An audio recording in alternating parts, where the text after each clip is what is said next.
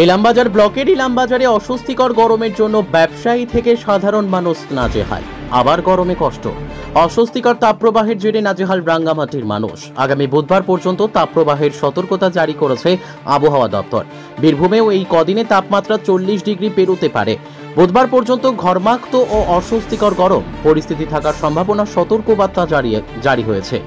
একটু বেলা বাড়লে রাস্তাঘাট শুনশান হয়ে পড়ছে। ব্যবসায়ীদের মাথায় হাত। বাজারে বেরিয়ে কেউ ডাবের জল থেকে শুরু করে ছাতুর শরবত এইসব ঠান্ডা জাতীয় খাবার পান করছেন। খুব প্রয়োজন ছাড়া কেউ বাড়ির বাইরে বেরোতে চাইছেন না। আর্দ্রতাজনিত অস্বস্তিতে নাজেহাল বীরভূমের মানুষ। বীরভূমের অন্যতম গুরুত্বপূর্ণ এলাকা ইলামবাজারে চোখে পড়ে বেলা বাড়তেই সেখানেও মানুষজনের ভিড় কম। লোক না আসার কারণে ব্যবসায়ীদের মাথায় হাত। পথচলতি মানুষজন শুধুমাত্র ভিড় করছেন ছাতু শরবতের দোকানে। ইলামবাজার ব্লকের সমস্ত ব্যবসায়ীরা এবং সাধারণ মানুষ এই অস্বস্তি গরমের জন্য নাজেহাল। তেমন ছবি ধরা পড়েছে আমাদের ক্যামেরায়। বাজারে ফল থেকে শুরু করে মাছ, সবজি সমস্ত দোকানেই বিক্রি বাট্টা কম। ফল, সবজি, মাছ গরমে পচে যাওয়ার বেশিরভাগ জিনিসই নষ্ট হয়ে যাচ্ছে। ফলে ক্ষতির মুখে পড়ছেন ব্যবসায়ী থেকে শুরু করে সাধারণ মানুষ। ইলামবাজারের বেশ কজন ব্যবসায়ী সে কথাই জানিয়েছেন আমাদের সংবাদ প্রতিনিধিকে। বাজারঘাটে মানুষ অনেক কম আসছে। এই অস্বস্তিকর গরমের হাত থেকে স্বস্তি পেতে বৃষ্টিপাতের অপেক্ষায় দিন গুনছেন সাধারণ মানুষজন।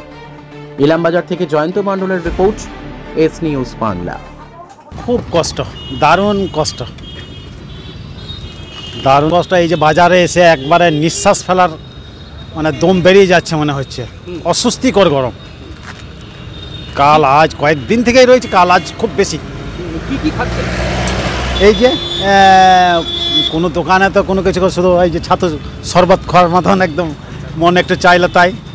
আর ছাতু শরবত খেয়ে একটু ভালো লাগছে। এই সময় তো বিশেষ করে যেমন ছাতু শরবত, ডাবের জল, এইসব ঠান্ডা কোনো জিনিস। বৃষ্টি দরকার তো, অবশ্যই বৃষ্টি দরকার। বৃষ্টি হলে মানুষ একটু স্বস্তি পাবে। গরমে খুব কঠিন। আমরা তো গ্রামগঞ্জে জীবনযাপন করছি, অস্বস্তিকর গ্রামে, তাই।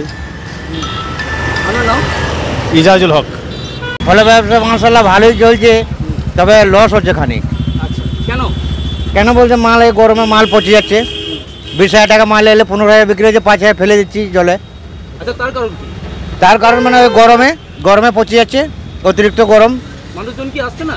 না, মানুষজন বেরোচ্ছে না। 10টা 11টা পর আউট, মার্কেট থেকে আউট 10টা 11টা পর। আচ্ছা, বিক্রিটা কেমন? বিক্রিটা মাশাআল্লাহ ভালোই আছে, অসুবিধা নাই। আমার নাম শেখ নাসিরউদ্দিন। গরমে ব্যবসা ঠিক আছে, কিন্তু গরম প্রচণ্ড আছে, প্রচণ্ড গরম। গরমে হোসপোস করছি, থাকতে পারছি না। আর না থাকলেও নয়, কেন পেটের জ্বালা আছে। এই তো এবার আর কি বলবো। ঠিক আছে, বেচাকেনা মোটামুটি ঠিক আছে।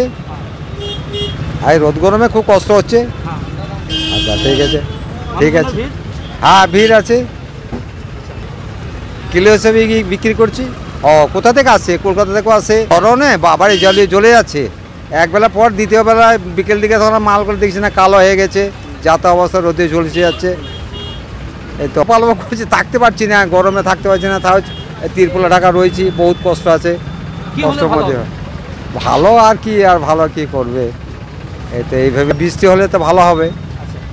বৃষ্টি একটু না হলে পরে তো মানুষ, বৃষ্টি না হলে পরে ভালো থাকবে কী করে? হাওয়া বাতাস সব দিবে, তবেই তো ভালো হবে। এই যে হাওয়া দিচ্ছে, একটু ভালো লাগছে। আমার নাম আমার নাম শেখ সুলতান, ইলামবাজার, নীলডাঙ্গা।